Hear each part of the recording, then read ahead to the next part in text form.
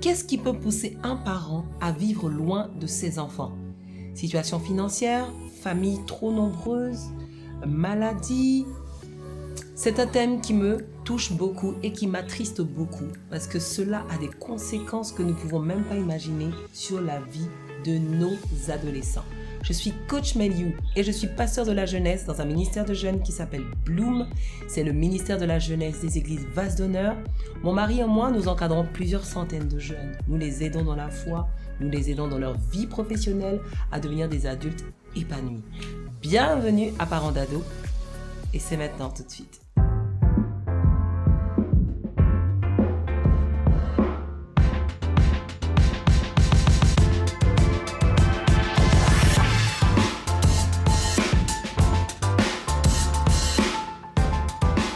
Il nous arrive, à cause des situations de la vie, de vivre sans nos enfants. C'est-à-dire que tu as un parent, mais tes enfants sont ailleurs. Le thème d'aujourd'hui, c'est nos enfants d'ailleurs.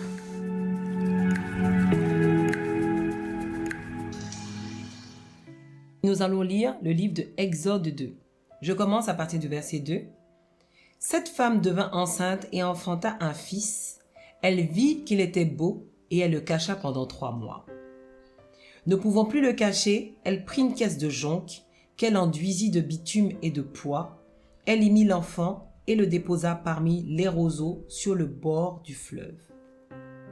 Donc là, vous l'avez deviné, il s'agit de la mère de Moïse, Jochebed.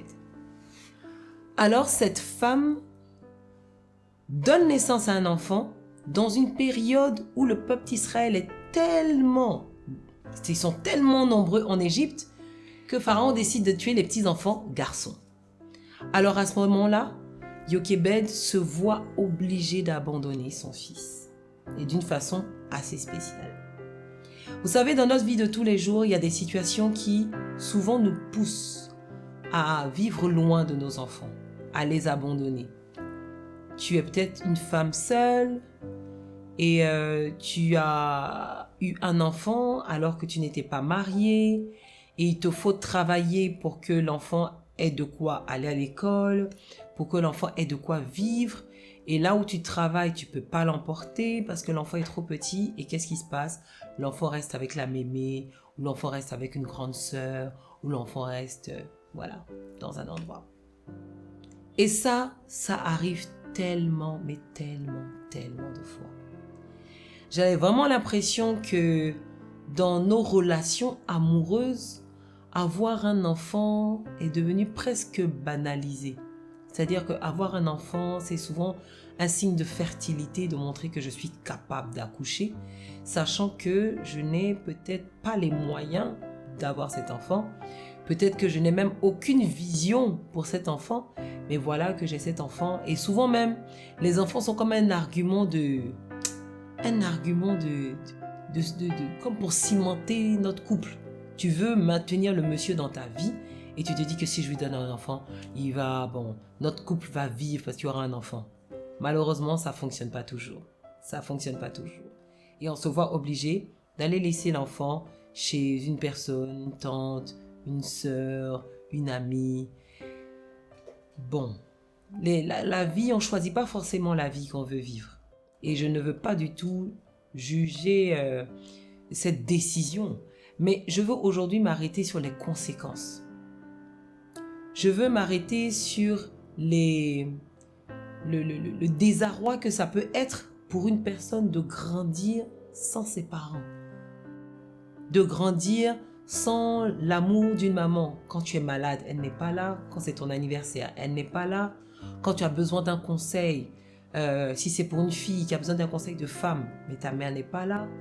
Et vous savez, vivre dans une maison, sachant que ce n'est pas la tienne, c'est pas tellement facile.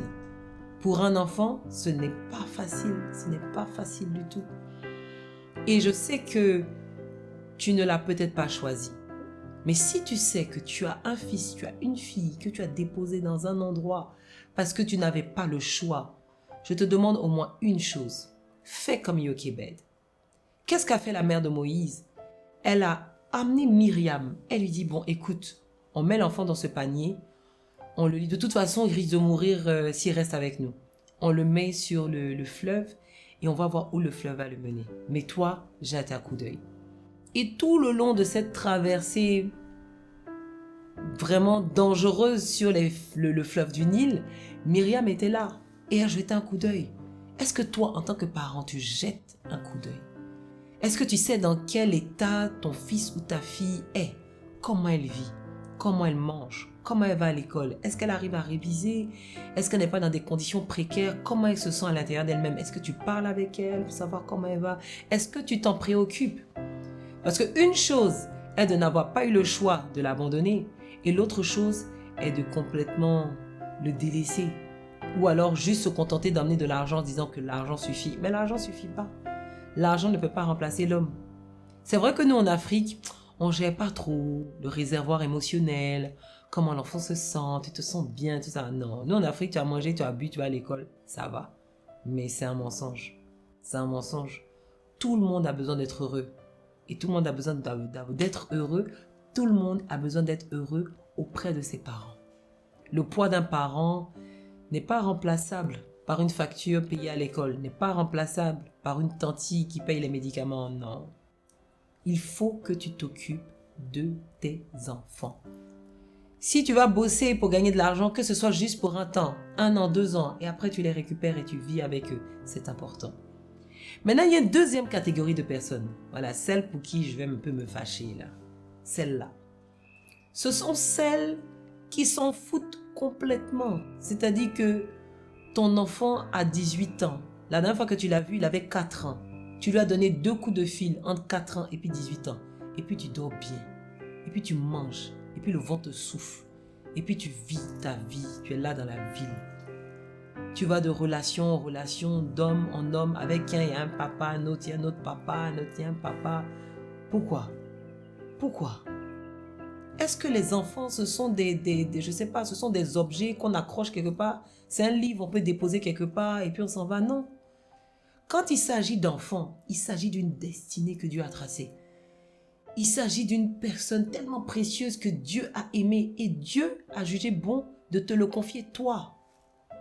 Tu n'es peut-être pas parfaite, tu sais pas une pro de l'éducation, oui, mais quelle que soit l'histoire que tu as eue avec le Père, quelle que soit la façon dont l'enfant est né, tu as l'obligation de prendre soin de cet enfant. Il y a des personnes, elles n'ont même pas de problème même financier, hein. Elles n'ont pas de problème. Mais elle ne veut pas vivre avec l'enfant parce que l'enfant l'encombre. Ton enfant t'encombre. Est-ce que tu sais que tu es en train de pécher devant Dieu? Est-ce que tu sais que le Saint-Esprit entend la souffrance de cet enfant à chaque fois que l'enfant pleure dans le silence? À chaque fois que l'enfant est là en classe et puis il oublie ses leçons parce qu'il pense, il se demande est-ce qu'il y a quelqu'un même qui se souvient de lui? Est-ce que vous savez quel sentiment c'est de savoir que tu es rejeté? Que quelqu'un ne veut pas de toi? Tu as quelqu'un qui est ton père ou ta mère, mais qui n'en a rien à cirer de ta vie. Est-ce que tu sais ce que ça fait dans le cœur d'une personne? Arrêtons de nous voiler la face, me dire, oh, c'est qui est sûr, moi-même, j'ai grandi sans paix. Tu as grandi sans paix et tu es devenu quelqu'un de bien? Est-ce que tu juges que tu es quelqu'un de bien? Parce que si toi, tu fais ça à ton enfant, ce que toi-même tu as subi, tu fais ça à ton propre enfant, c'est que tu as un problème. Et c'est là où tu dois demander au Saint-Esprit de t'aider. Si tu te rends compte que tu n'as pas la force d'être le parent qu'il faut, demande au Saint-Esprit de t'aider. Le Saint-Esprit est celui qui a permis que tu aies cet enfant. Le Saint-Esprit te donne les capacités non seulement financières, mais les capacités émotionnelles d'aider cet enfant. Là, dans l'histoire de Moïse, dans le livre d'Exode 2, Moïse a vécu en Égypte. Et à l'époque, l'Égypte, pour le peuple d'Israël, c'était un peuple païen, un peuple qui avait beaucoup de dieux, c'était un peuple de sorciers. Donc Moïse a vécu chez les sorciers. Et elle n'en avait pas le choix. Mais il y en a qui rendent leurs enfants sorciers. Toi-même, tu choisis de rendre ton enfant sorcier. Est-ce que vous savez que la souffrance rend sorcier? Quelqu'un qui souffre, tellement il souffre dans son âme, là, il développe une méchanceté qui appelle la sorcellerie dans sa vie. C'est pour ça que vous voyez au village, on a beaucoup d'enfants. Bon, nous qui travaillons dans le ministère de l'enfance, quand on va, on fait des campagnes d'évangélisation. Moi, j'étais étonnée de voir un bébé de 9 mois qui est possédé. Comment un bébé de 9 mois qui ne sait même pas parler peut être possédé? Mais tout ça, c'est dans quel état, comment il est né, où on l'a déposé. Comment dans les villages, les gens n'ont pas d'activité, hein, c'est-à-dire qu'ils n'ont pas de hobby. Le hobby, tu trouves un monsieur, un garçon, tu fais des enfants, et puis la dame elle continue, les enfants vivent avec les mémés, mais aujourd'hui dans beaucoup de nos villages, il y a de la drogue. Pourquoi? Parce que les gars sont là, sont laissés dans le village. Mais toi, tu m'écoutes, tu es sur Facebook, donc tu es connecté, que tu sois au village ou tu es en ville. Si tu sais que tu as laissé ton enfant quelque part, je te dis va le chercher. Si tu sais que tu as laissé ta fille ou ton fils dans une maison quelque part et puis tu ne t'en préoccupes pas, aujourd'hui le Saint-Esprit vient te parler. Aujourd'hui, le Saint-Esprit vient te dire que ce que tu fais est mal. Va chercher tes enfants. Va récupérer ta famille. Construis-les. Prie pour eux. Travaille pour eux. Demain, tu serais étonné de voir que ce seront de grands hommes. De grands hommes. Mais pourquoi tu vas te mettre en dehors de leur destinée? Je veux qu'ensemble nous puissions prier.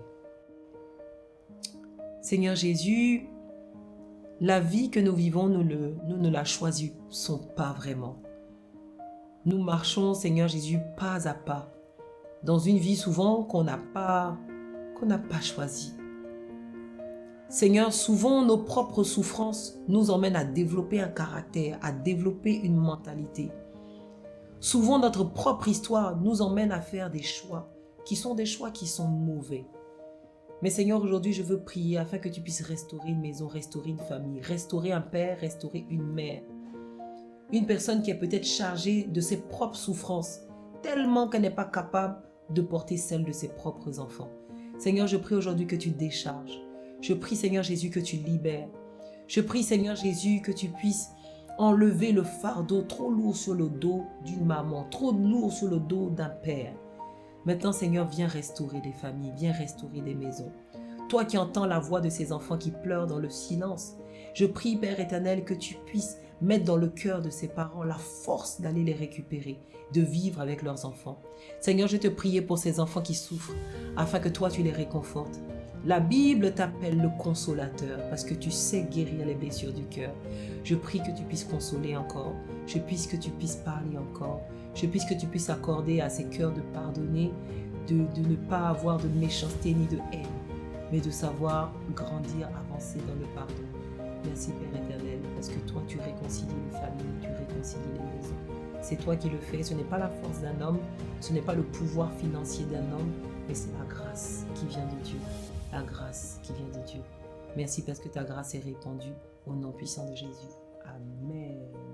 Si ce message t'a béni, si tu sais que ce message peut faire du bien à une personne parce que tu en connais dans cette situation, partage-le, like-le.